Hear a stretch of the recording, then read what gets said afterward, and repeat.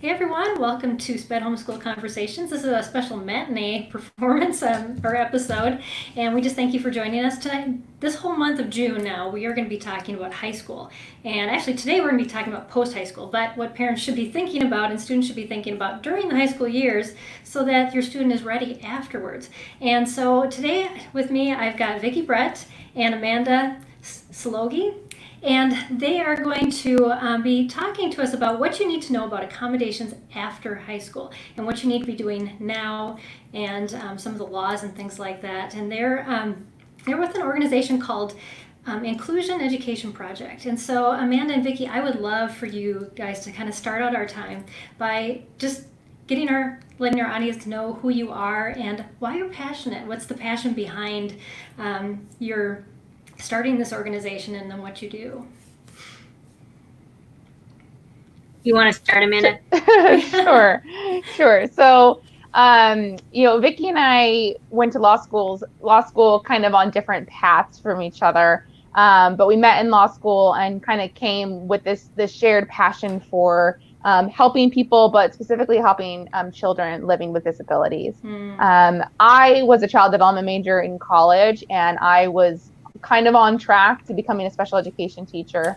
My aunt's a special ed teacher, and I loved working with kids. I ended up working at a charter school that was a full inclusion school. That was a 1 in a million. Everything's working right the way full inclusion should. Right. And fell in love with the kids that I worked with, but quickly realized how that is not the case across the board, that it really was a 1 in a million school. And kind of realized from a lot of the families that I worked with just how much red tape there is, even for teachers, that many teachers mean well and want to do so much more, but there's so many hurdles that they face.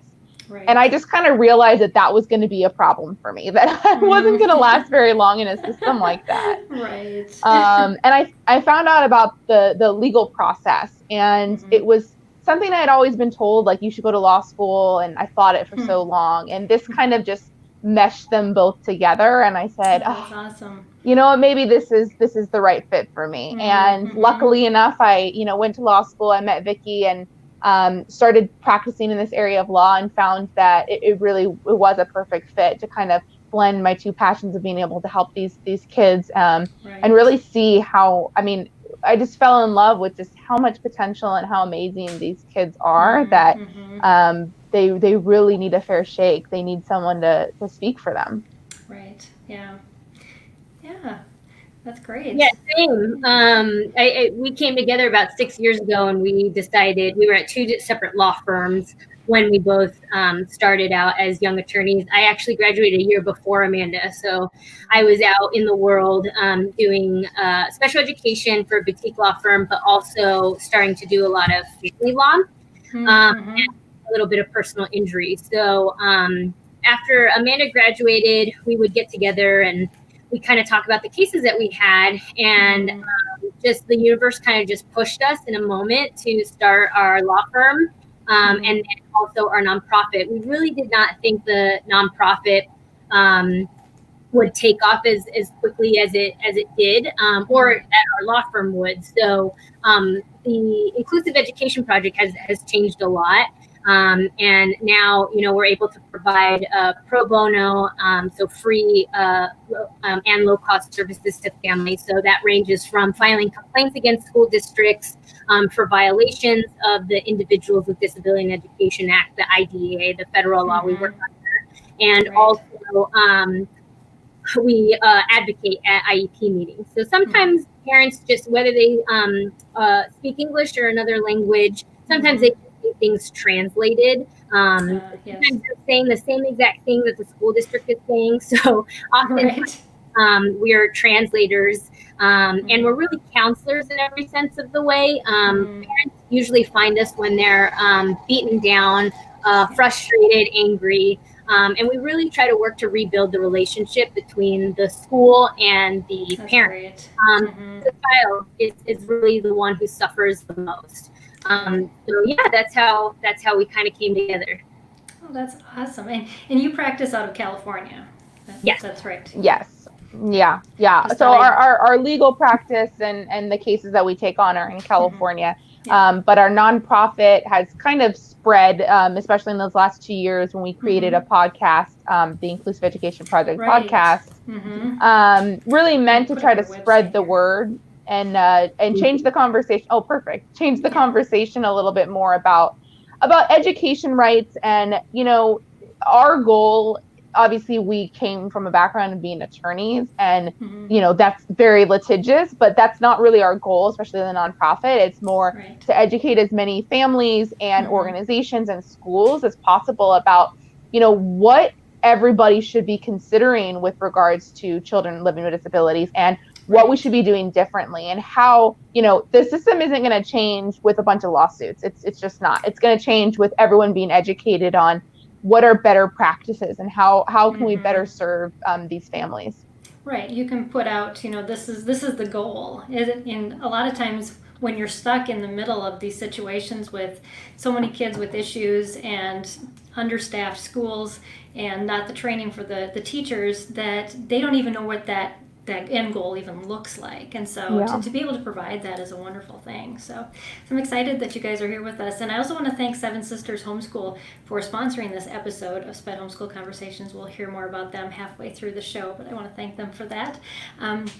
Like I said, this month we're focusing on high school and accommodations. And I know we have a lot of information even on our website about accommodations and how to help students while they're in those school years. But oftentimes as parents, we get so stuck in that helping them now that we forget that we need to prepare to help them later. So what, I guess the first question I'd want to ask you is, why is this so important? Why should we think ahead that far as parents when we're helping our children? And what advantages does that give our student as they graduate if we do some preparatory work before they finish their high school years? I think a big thing to consider is that, there's not a set time when you should start preparing for after high school. It's really going to be dependent on the student. Some students, we need to start prepping in elementary school. Others, we can wait until a couple years into high school. Because oftentimes we're not just talking about what accommodations do they need to be asking for and how to prep, and we can talk about, assessment process and whatnot. But a lot of times it's about what skills does the student need to have mastered before they even enter the community, the workforce, or college, from independence skills, study skills, being able to self-advocate. These are the things that are not going to be taught and mastered in a year. So waiting until they're junior or senior isn't going to necessarily work. Some of our kiddos, when we're looking at goals and IEPs, even starting in elementary school, that's the purpose. It's not just to help them the in second grade getting their work done. It's to prepare them for their future, because the parent and the aide isn't always going to be there. Right. Yeah, that's very true. I think parents also understanding that K through 12, the districts are legally responsible for their students' education, right? And colleges are not. The student really, the onus is on the student. That is who is responsible for making requests and then for the college to respond. So while we deal with the IDEA, the Individuals with Disability Education Act for K through 12 or 3 to 2, we're dealing with a different set of the laws. So we're dealing with the Americans with Disabilities Act, ADA, and then also Section 504 of the Rehabilitation Act of 1973. So I think that even though there's some Section 504 for K through 12, the biggest thing is that, if you as a college receive federal assistance, then you have to adhere to Section 504. And I think that is the biggest difference.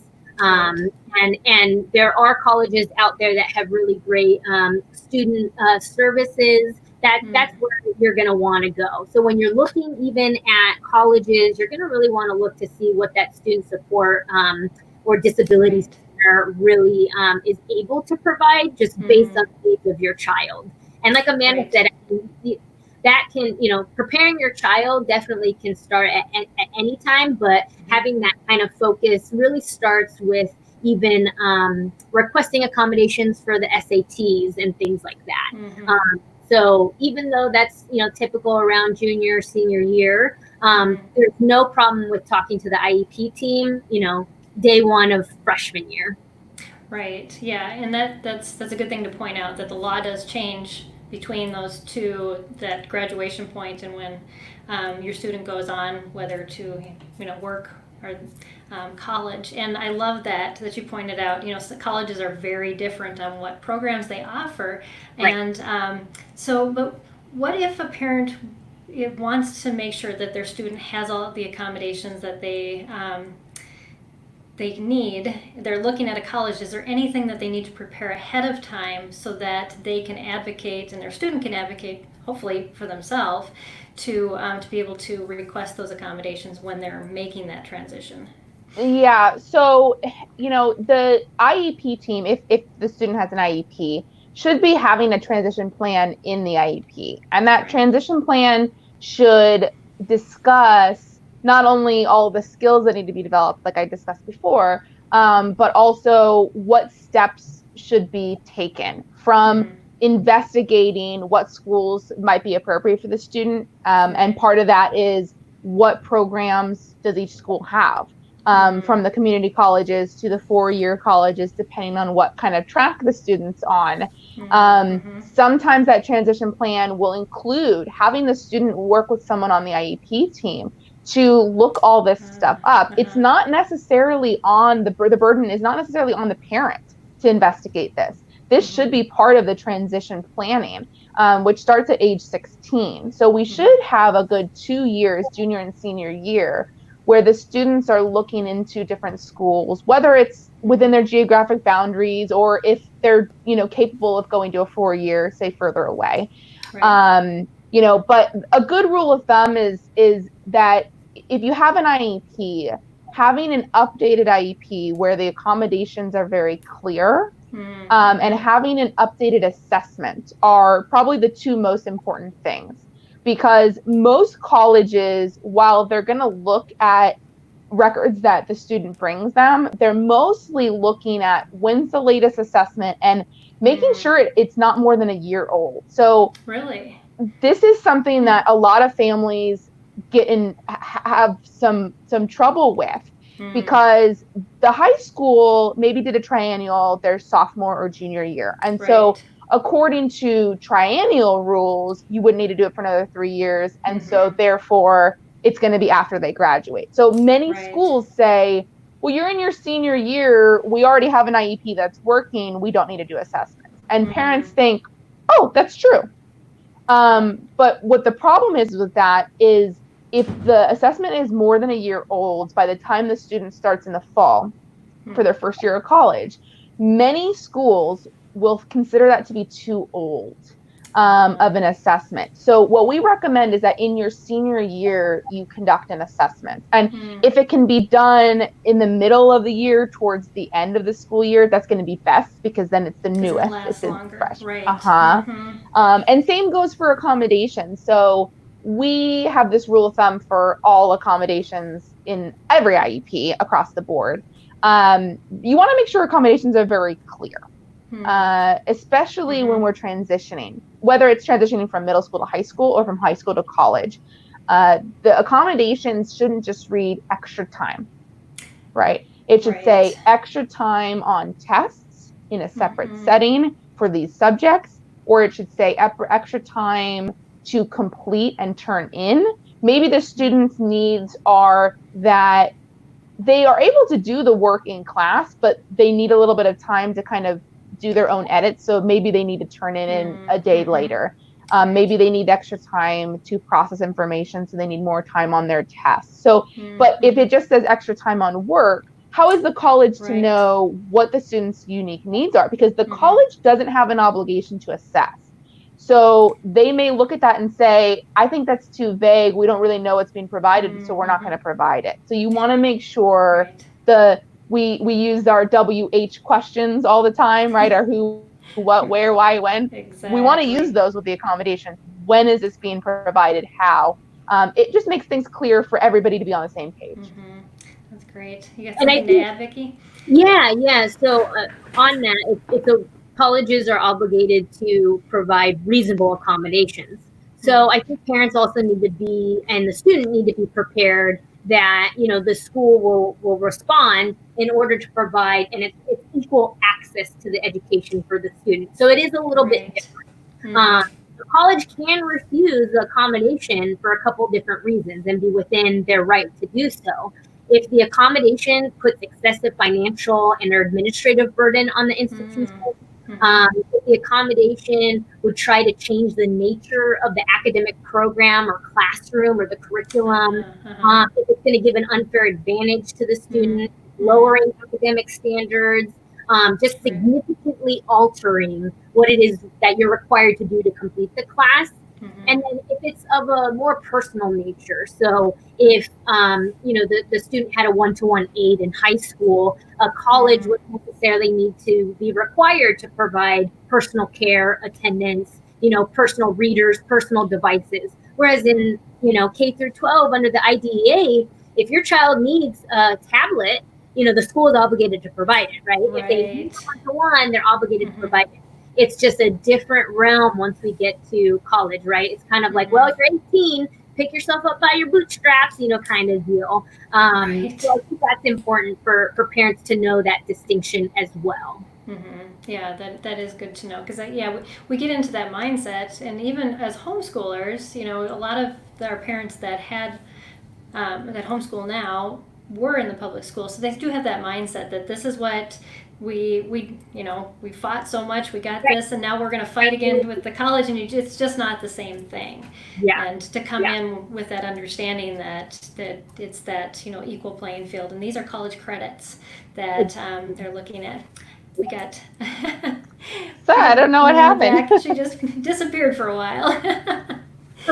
So but yeah, that those are some good tips for families, and I know our parents often ask, because they homeschool, they're often the ones writing the IEPs, and so we have an IEP template on our website that's free, and also a template for a transition plan, so parents can work through that and work with their team of therapists and the other people that, you know, maybe tutors that they work with their students, and they can work on that transition plan in the same way and have the same documentation. So and I think with that, one thing that would be important for them to note is we have to always make sure that we're being very clear the distinction between accommodations and modifications. Yes.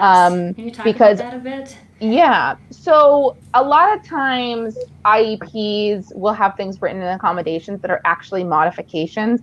And it makes a difference, especially in college, because while colleges are required to provide reasonable accommodations, they're not required to provide modifications. So when we're looking at altering content, typically that's when it's a modification versus an accommodation.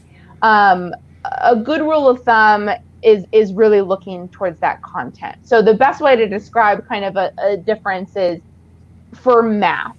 If a student is required to complete problems that are addition and subtraction, 2 digits by 2 digits, if the student has a worksheet that is 10 problems, an accommodation might be they only have to fulfill 5 problems, because maybe endurance is an issue. Maybe it takes them a little bit longer to process. So doing 10 questions, it takes a long time. But if they complete the 5, they can still demonstrate whether they've mastered the skill, right? The content is still the same. It's not changing. But if you start saying, well, they're not ready to do 2 digit by 2 digit, they need to do 1 digit by 1 digit, we are now altering the content standards, and the mastery is different. So completing 5 or 10 problems of 1 digit by 1 digit addition and subtraction is a different content standard than 2 digit by 2 digit. So there are times when IEP teams even, and 504 plan teams and parents will write things that are helpful for the student and helps them be successful. And that's perfectly fine in the K through 12 setting. But if it is technically changing the content, or the mastery level, the skill level, the content standards, then it is a modification. And in kindergarten through 8th grade, it doesn't have too much of a distinction on, say, grades or report cards, because we're generally looking at wanting to make sure we're getting to the level that the student is at. And typically, either the student is far below grade level, and we're not necessarily looking at, gen ed classes come high school, or the student is close where maybe they need some modifications, but eventually it just might take them, say, a year and a half to get through all the content standards than a year. So eventually they'll get there. They just need it at a slower pace. But when we get to 9th grade and above, the distinction has more merit. It makes more of a difference, because we are looking at the requirements under the state education codes. So in California, the California Education Code does have guidelines as to what is required to fulfill a high school diploma. And so if you're modifying content a little bit, it's generally considered okay in California. There are other states that if you modify it all, it's considered, it's not going to be a state by state thing. Right. So we want to look at that and make sure that the student is mastering, especially when we look at what classes they're taking. So the same kind of goes for college. We want to make sure that, we're giving them that fair and appropriate access to their schooling. So a lot of times families will have these modifications written as accommodations in their IEPs or 504 plans, and it works great. And they have these expectations that if we get this, it works well. They go to their college and the college says, no, we're not going to provide that because that's a modification. They get that shock. So it's important for teams to really make that distinction when writing the IEPs and 504 plans. Great point, yes. And examples of accommodations that could be provided in a college setting, I think, is probably a good time to talk about. Yeah, definitely. So priority registration, you don't have that in K through 12, right? You're not even thinking about that. Reduced course load, like the actual, maybe the reading. Yes, and because usually the 4 classes or 3 classes that are required for a full-time student are way too much. Yeah, absolutely too much. But especially if the child had just had an arrangement with maybe only doing morning classes in high school or whatnot. Substituting one course for another. So maybe, I know I was a poli-sci major and I needed a math, but like computer science was could be my math. And I was like, that'll be easy, which I got through it, but it was easier than a math class. Right. They do provide note takers, sometimes having recording devices, if they need a sign language interpreter, extended time for testing, which we kind of already talked about. If having a school computer provides screen reading, voice recognition, or other type of adaptive software or hardware. Those are kind of some of the examples that, you might have the accommodation written one way and the disability service office might say, we don't really do that, but here are some examples of things that we do.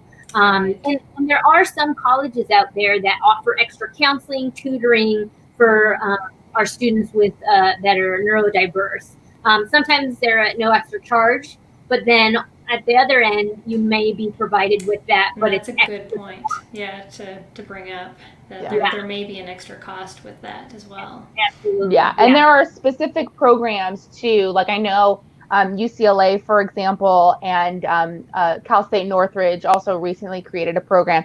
There are certain schools that have created programs specifically for certain populations of students. So students with intellectual disabilities, students on the spectrum, that it is not technically a full gen ed college program, but it's set to those needs. That is completely different of a breakdown in costs, but also a breakdown in the expectations. And so it's important for families to look out for those, because those programs can be exceptional because they can provide more, not because they're obligated by the law, but because they choose to. But usually these are private institutions. UCLA is a little bit different. Some public institutions do create these programs too, but you're paying for it. You're paying for it a little bit differently. Same if you went to a private K through 12 that was a school geared towards kids with special needs, or specific programming, the same thing. Yeah, we've seen a lot of those programs pop up at different colleges, especially some of the bigger state colleges. But the credit, I mean, you can't exchange the credits for one of their typical programs either. They're at a different level. Some of them you're getting an associate's degree, and others you're getting a completely different kind of degree. It's not a bachelor's, not an associate's, whatnot. And some have, I know that some programs do have transferable credits. So there are programs out there that will do some classes that are like remedial that you wouldn't be able to transfer, but it's more of like that prep. So these are like the first classes they're going to take to kind of bridge that gap between high school and college. But then they can take their regular classes after that and then eventually transfer. So it just might take a little bit longer. Yeah, it's just the prerequisite for the actual college classes. Right. So, Awesome. Well, we're going to take a break and hear from our sponsor, and then I'm going to have Amanda and Vickie back, and we're going to continue talking about this because they've got so much information, and I just love to listen to them. So take a drink of water, and I'll be right back with you. But I want to talk about our sponsor, Seven Sisters Homeschool. They are a no busy work e-book curriculum, and they're a group of moms who are 20 plus year veterans for homeschooling, and they have subjects on their website that you can download, pay for free, some of them are free, that include career exploration, drama and electives, financial literacy, literature guides, social sciences, and more. And these women wrote these specific things for their children, and now they're sharing them with everyone else as all their kids have graduated and moved on. And so they say that they are the sixth sisters and you are the seventh who join them in homeschooling by buying and using their curriculum. So definitely want you to check their information out. It's very unique. It's a lot of high school things that you would normally not find anywhere else. So so thank you, Seven Sisters, for sponsoring this broadcast and actually all of our broadcasts this month. So I'm going to have Amanda and Vickie pop back in, and we are going to continue this conversation about just what you need to know about accommodations after high school. And so so my question for you is, so what if a student is not looking at going to college?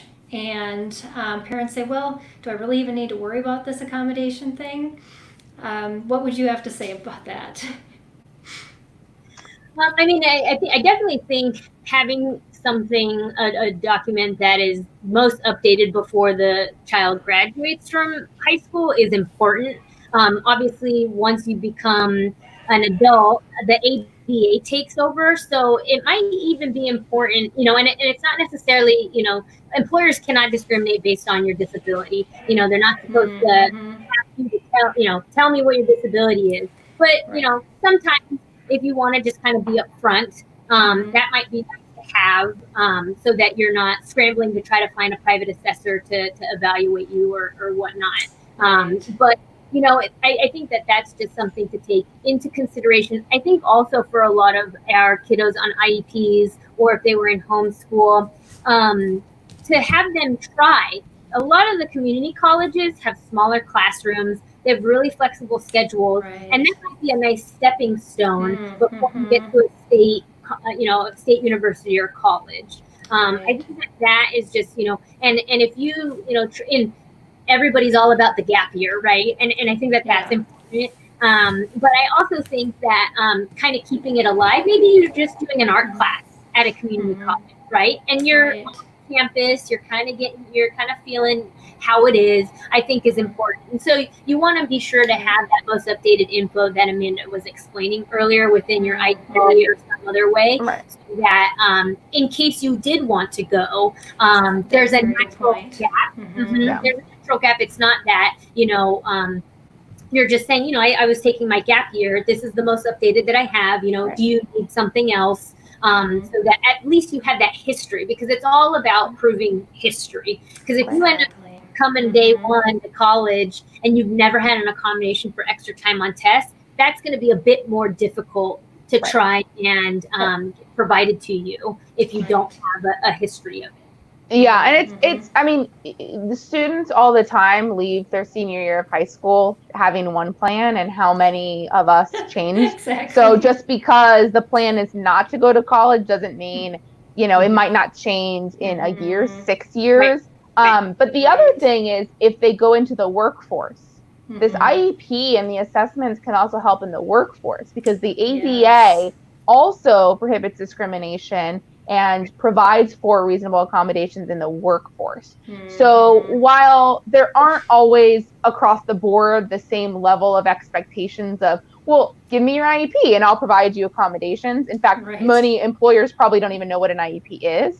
But if you're taking that step and you provide it to them, you're putting yourself on a better playing field, because it's not you just going to your employer and saying, I need these accommodations, which they should, under the law, honor that request.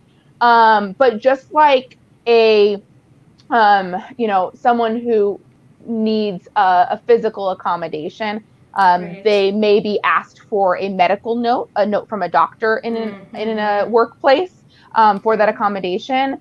For a lot of these intellectual disabilities or any kind of, you know, processing issues, you're not going to have a doctor that's going to write a note saying these are the things, right? So instead of your doctor's note, it's the IEP, it's your assessment. That's how you're demonstrating that there's a need. And there's been that pattern, like Vickie said, that history of needing, and not only needing the accommodation, but demonstrating that it is successful for you to be productive, right? That you're not just asking for it to ask.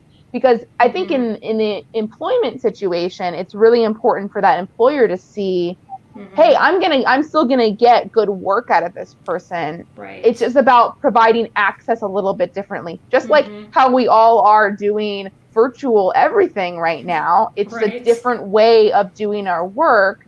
Accommodations should be considered the same way. It's just it's not doing something necessarily a different job, although sometimes it might be a little bit different. Many times it's just the way we're doing the work, providing that access. Right. Yeah. It's just uniquely how you do your best work. And those IEP is that it's kind of that photograph of this is how this student has learned to work best around their challenges. And isn't that great? Because we all want to be able to work around our challenges, because we all have them. Absolutely. Yeah. So you had talked earlier, Vickie, about testing. What happens if, say, a student's already graduated now this month, and they're listening to their parents or them are listening to this conversation going, oh, how hard is it to get testing after you become an adult or graduate? Is there any difference in that? No. I mean, it goes back to the history. So as long as you have those IEPs, and then if you have a private neuropsychologist or even a licensed educational psychologist complete the testing for you, that's completely appropriate as well. And then you have your past history to show, oh, you know, this private evaluator has also indicated that I have X, Y, and Z diagnoses, and here's the history of me actually needing it, and why and how it's been used in the past. So that's not difficult whatsoever. Depending on your insurance may cover that evaluation. It may not, you know, and pricing for that varies greatly. You know, you may pay $900, but it's a 2-page report, whereas, you know, some of them can go up to like $5,000, but you're getting, you know, 60 pages of, you know, everything. Really good information. I think depending on how long it's been, you know, you want to get as thorough as possible to show them the college admission board or even the disability office, like, no, this is why I had to get this private one, but here's also the history that I've had in school needing these accommodations. Yeah, that's good information. Yeah, definitely. So so as far as resources for parents, you know, what should they be looking at? I know we've thrown out some like the IDEA and the ADA, and maybe they don't even know what that is. Can you kind of describe those things? I know most of our parents do, but we often have people watching our show going, what are all these things they're talking about? I don't even understand them. So just very broadly, the ADA is the Americans with Disability Act, and it was passed in 1990 and then amended in 2008. And essentially, it just prohibits discrimination against individuals with disabilities in a public sphere. Mm-hmm. So your public universities, vocational schools, community colleges of that sort cannot discriminate based on your disability. Mm-hmm. So, through case law, and obviously, the different sections within the ADA. So Title II is the public services aspect, and Title III is the public accommodations and services operated by like private entities. So that's why it includes private universities. Mm-hmm. That is where you're really kind of getting to the meat and potatoes of how they cannot discriminate. So, they cannot discriminate on your disability for admission. They can't not allow you to take a certain class, things like that. Mm-hmm. So that is where like the ADA really comes in, is the driving force behind accommodations on the SATs, accommodations for you in a college campus setting. Which is different than the IDEA, which is specifically for ages 3 to 22. And the 22, 18 to 22, a lot of schools will have vocational programs. So the district is still responsible for the child, and it may be until 22. So that's where there maybe some overlap. But it just depends, I guess, what entity you're dealing with. If you're dealing with the school district, and they're still responsible, they're still responsible. Otherwise, the ADA takes over. Right. And these are all national laws. They're not state specific, so every state has to follow them. But the education laws in your state, of course, govern other things that that are also has more to do with the funding of those monies than the actual law itself.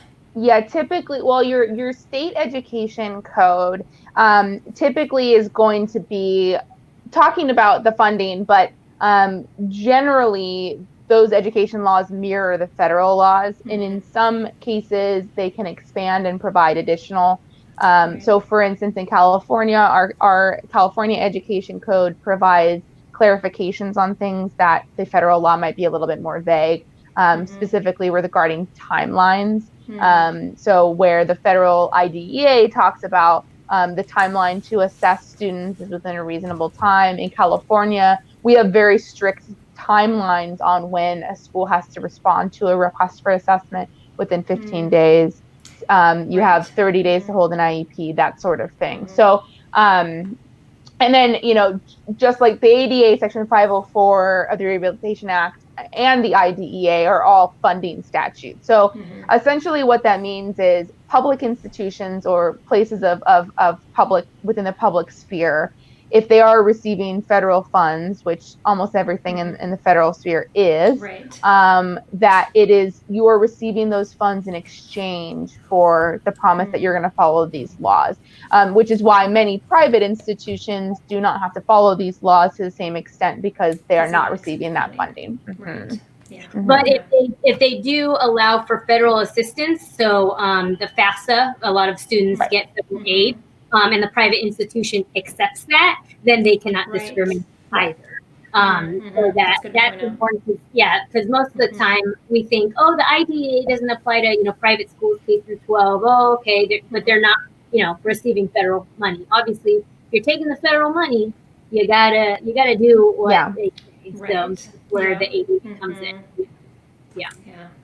Awesome. I do want to let you guys, all of you, know that are watching us live. You can definitely add your questions in as well as mine, and so definitely put those in the feed, and we would love to have you be part of our conversation. We've got about 20 minutes left as we're just talking with Amanda and Vickie about just what you need to know about accommodations after high school, and we're talking a lot about after high school, but we're talking about stuff before high school too. And when you started talking about even in those elementary years. And so this isn't just a subject for families who have high schoolers, or maybe you're starting high school this next year, but what about for parents who do have younger children and they're kind of thinking they have no idea what their child wants to do or be when they grow up, and what are some things that they can start working on even when their child is young? I know you talked about life skills is very important, Right. But just as as you're making those, make discoveries. As homeschoolers, we study our students because we have,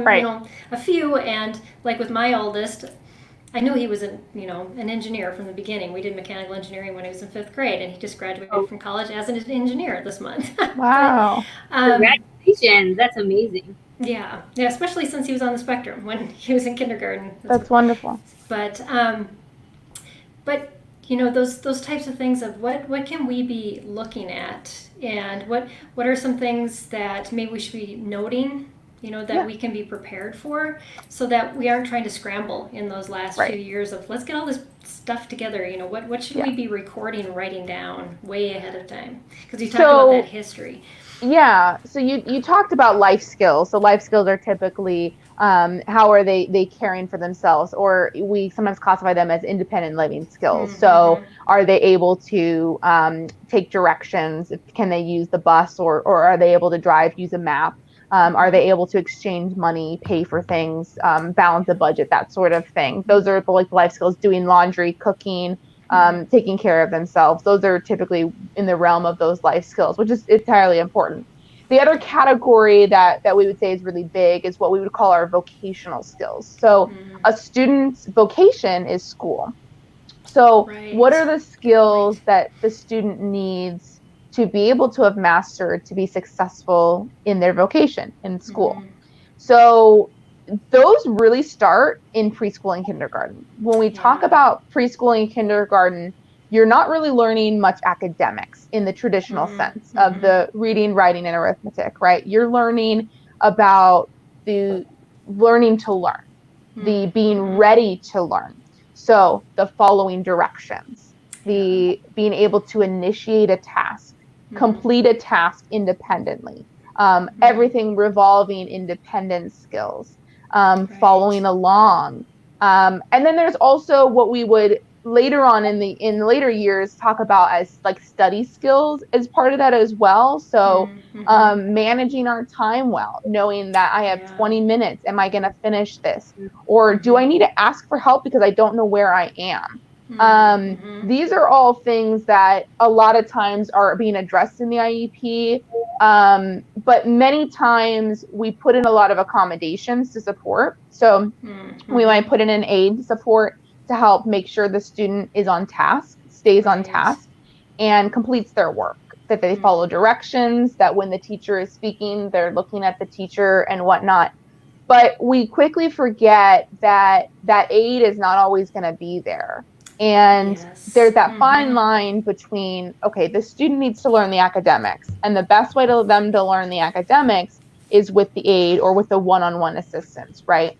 So to a certain extent, we need that. We need that because we need to master those skills. But we have to figure out a plan for when that support is going to be weaned off for a certain extent. Because when they leave...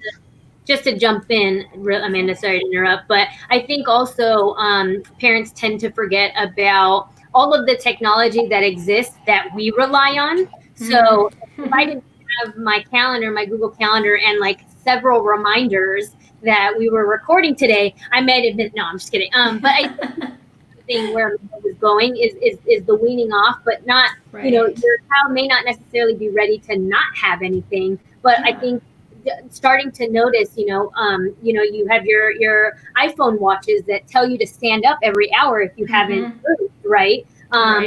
Breathe when your heart rate's going up a little bit. There are watches, I can't even think of that. I just requested one last week. There are even pens that read things aloud.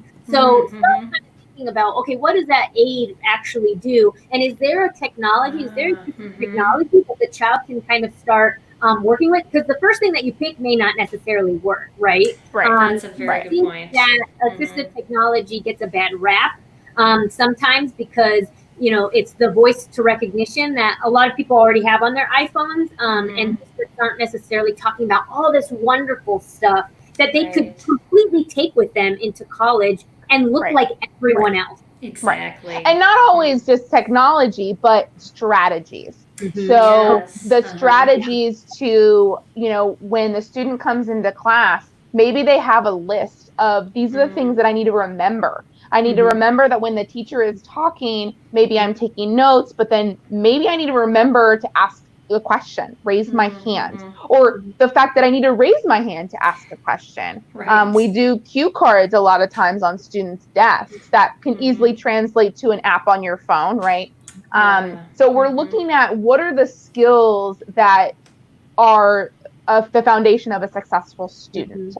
And those are the skills that we either need to teach the child or we need to accommodate in some way, so that they're not needing another adult to. So if it's an accommodation that we're using an aide or adult assistance, a one-on-one, maybe it's the parent. If they're doing homeschool, they're providing that assistance now. Eventually, when they start to get older, we're helping them develop these skills so they can be somewhat independent.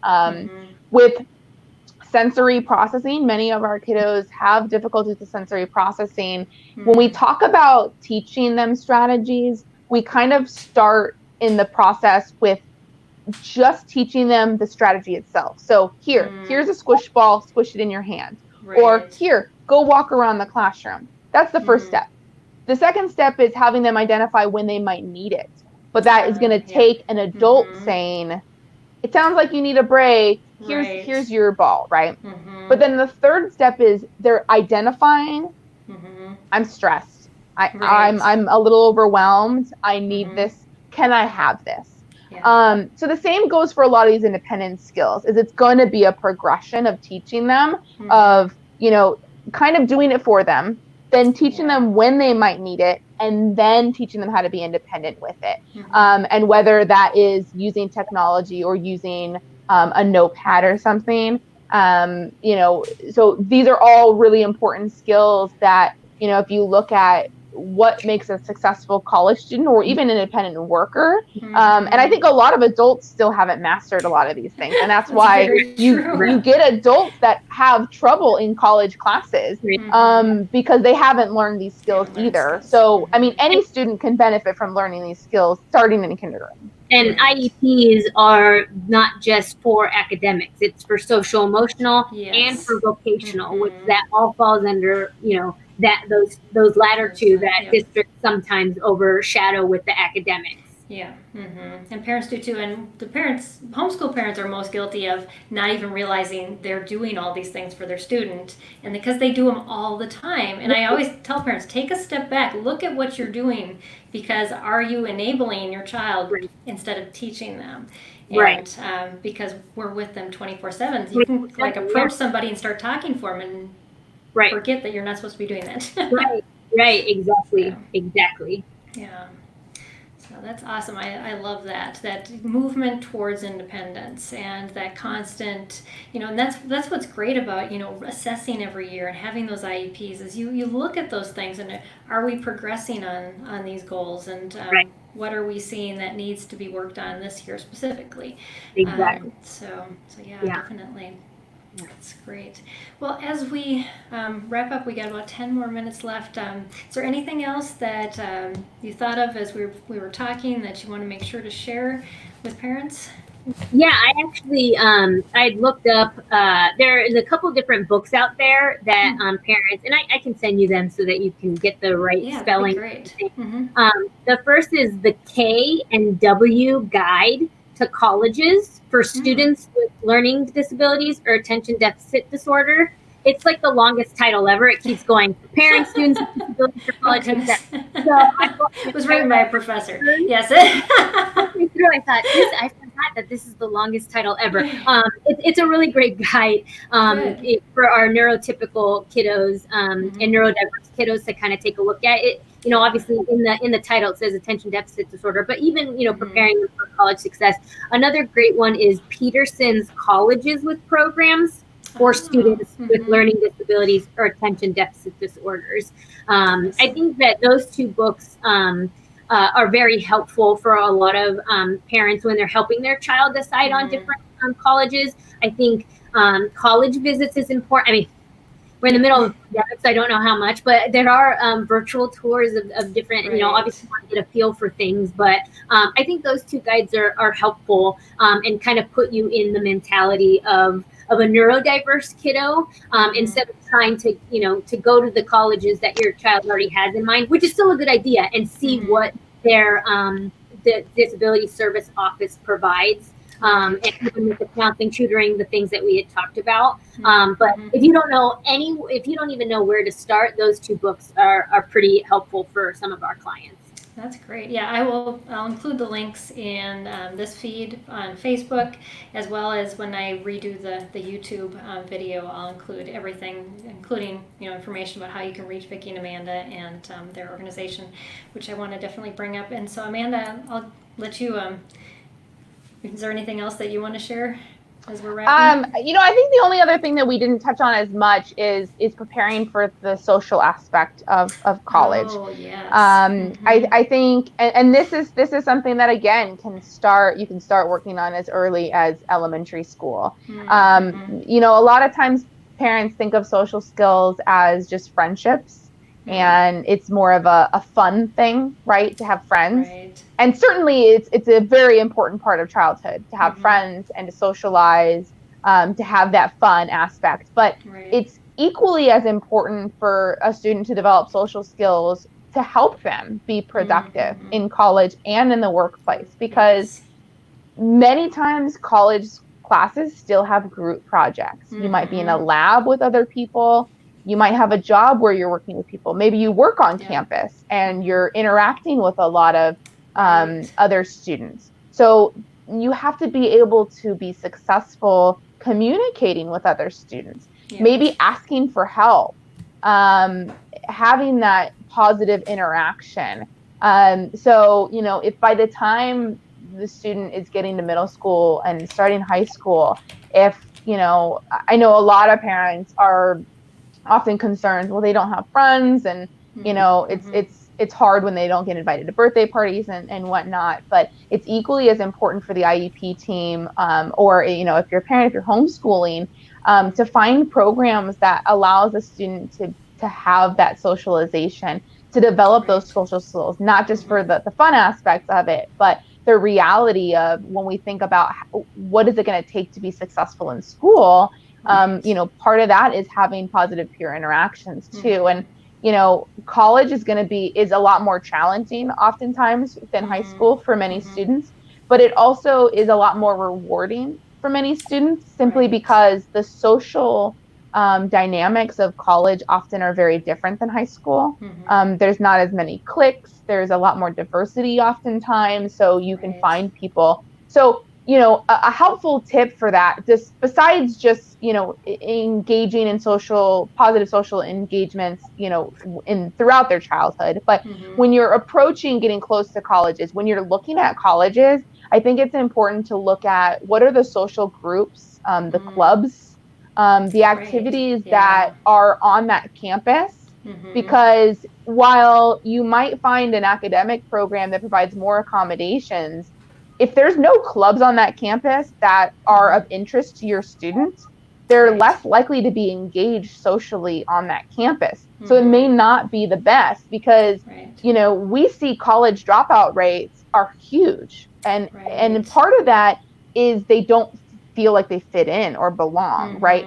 So the more that a student feels that they fit in, that they belong, the more likely that they're going to be motivated to be successful in school, right? That motivation is a huge part of it too. So I think it's important to look at those parts of the school. And, some colleges do have programs that are similar to the high school, like Best Buddies programs.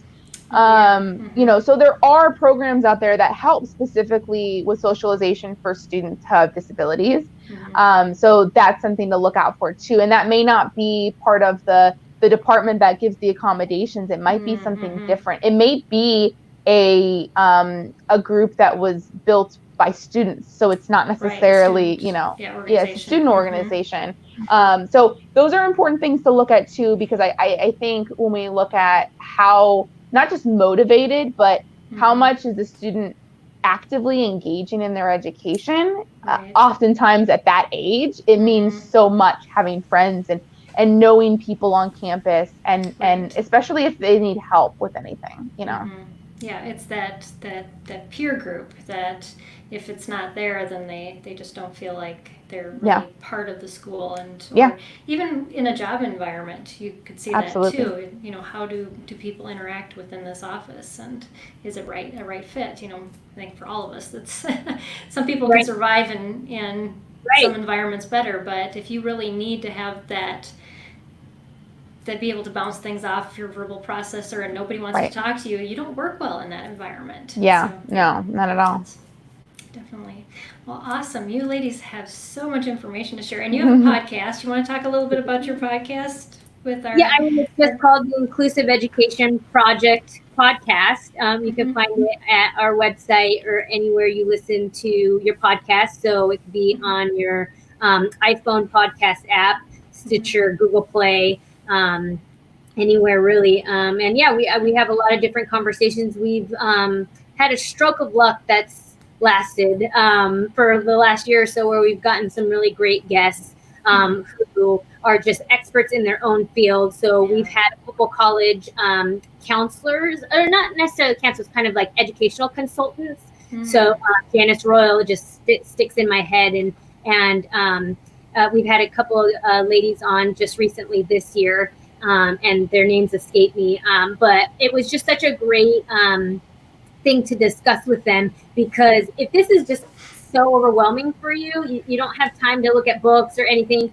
This is what these ladies do. They've been to all the campuses. They know specifically, Janice specifically, because she has a daughter with special needs, has gone through this. And so then even just having that support is oftentimes super helpful. So that's something, you know, that's just an example of some of the things that we've talked about on our podcast. Yeah. Well, thanks for taking time out of your very busy schedules. I know you two are extremely busy, and I appreciate that. Thank you for having us. Yeah, this was great. Thank you for accommodating the time. I know it's not the usual time. Well, and it worked out well for me. I was supposed to be traveling these next 2 weeks, but my conferences were canceled, but I had surgery last Thursday. So this is I had major surgery last Thursday. I'm barely walking. So I have enough energy for this today. Speedy recovery. Yeah, thank you. So yeah, but we're going to continue this conversation on high school through the rest of this month as well. But thank you so much, Vickie and Amanda, for your time and talking about accommodations post-high school, because that's just it's a very necessary topic, and you shared so much good information. I appreciate that. You're welcome. Thank you, Peggy. Yeah, you're welcome. Yeah, and thank you, Seven Sisters, for sponsoring this episode of SPED Homeschool Conversations. I will not be back next Tuesday at a regular time, but the following Tuesday I will be back, hopefully feeling lots better. But we're going to talk with Ruth Mead. She is a retired special ed teacher, and on the 16th, and she's going to be talking about helping your teen develop learning independence, which is kind of what we were talking about today. But she has a career of working with students and teaching them how to do that. So she has a lot of really good information to share with us, and so that'll be exciting. So thanks everybody for watching, and we'll see you again in about a week and a half. And thanks again, Amanda and Vickie. It's been awesome. Thank you. Bye-bye.